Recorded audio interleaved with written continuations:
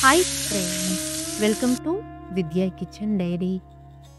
Friends, ఇవాటి వీడియోలో Telangana special పచ్చి పులుసుని ఎలా చేసుకోవాలో చూపించబోతున్నాను.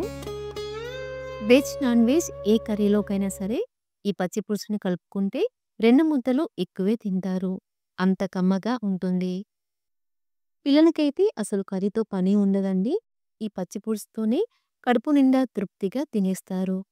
కేవలం 5 నిమిషాల్లోనే చాలా సింపుల్‌గా చేసుకునే రెసిపీ అండి ఇది. మరి ఎంతో టేస్టీగా ఉండే ఈ పచ్చి పులుసుని సింపుల్‌గా చేసుకునే ప్రాసెస్ ఏంటో చూద్దామా? ఈ రెసిపీ కోసం పెద్ద నిమ్మకాయ సైజ్ అంతా చింతపండుని తీసుకొని 2, 3 సార్లు శుభ్రంగా కడిగి 1 గ్లాస్ వాటర్‌ని యాడ్ చేసుకొని 10 నిమిషాల పాటు నాననివ్వాలి. ఇక్కడ నేను 1 గ్లాస్ అంటే సుమారుగా 200 ml వరకు వాటర్‌ని తీసుకున్నానండి. అదే మీరు హాట్ వాటర్‌ని యాడ్ చేసుకుంటే 5 నిమిషాల పాటు నానబెట్టుకున్నా సరిపోతుంది. ఇప్పుడు స్టవ్ ఆన్ చేసుకొని కారంగా ఉండే 3 పచ్చిమిర్చిని తీసుకొని ఇలా లో ఫ్లేమ్‌లో కాల్చుకోవాలి. ఇన్ కేస్ పచ్చిమిర్చి పెద్దగా ఉంటే 2 తీసుకుంటే సరిపోతుంది. మీరు కావాలంటే ఈ ప్లేస్‌లో ఎండుమిర్చినైనా తీసుకోవచ్చు.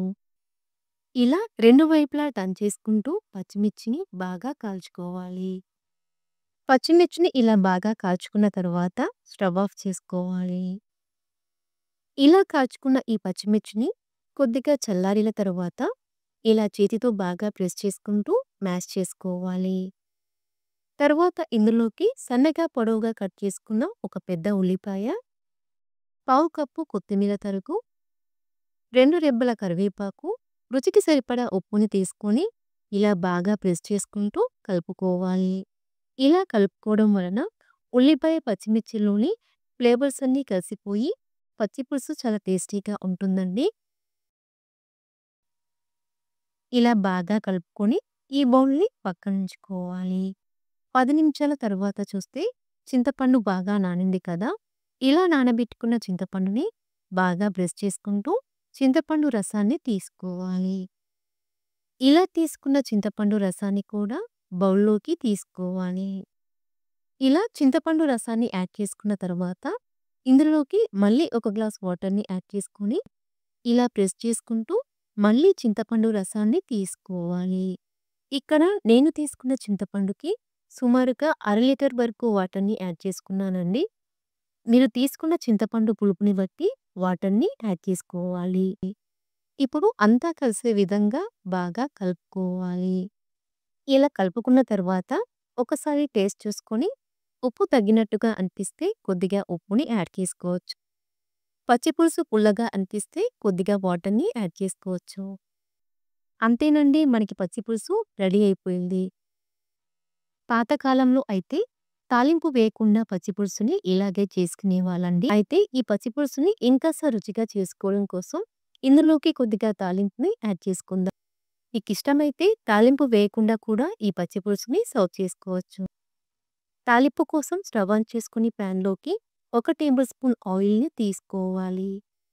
ఆయిల్ వేడైన తర్వాత ఇందులోకి హాఫ్ టీ స్పూన్ ఆవాలు, 1 టీ స్పూన్ ఎండుమిర్చి గింజలు, కట్ చేసుకున్న ఒక ఎండుమిర్చి, హాఫ్ టీ స్పూన్ జీలకర్రని యాడ్ చేసుకొని ఫ్రై చేసుకోవాలి. తరువాత ఇందులోకి 2 రెబ్బల కరివేపాకును వేసి ఫ్రై చేసుకోవాలి.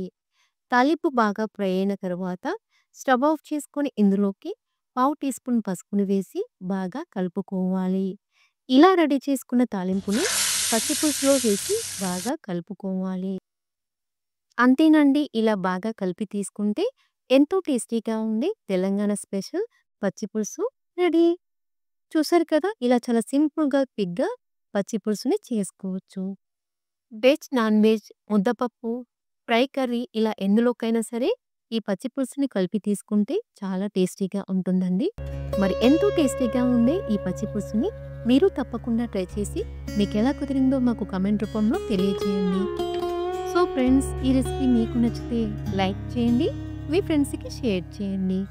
మరిన్ని రెసిపీస్ కోసం మా ఛానల్‌ని సబ్స్క్రైబ్ చేసుకోండి.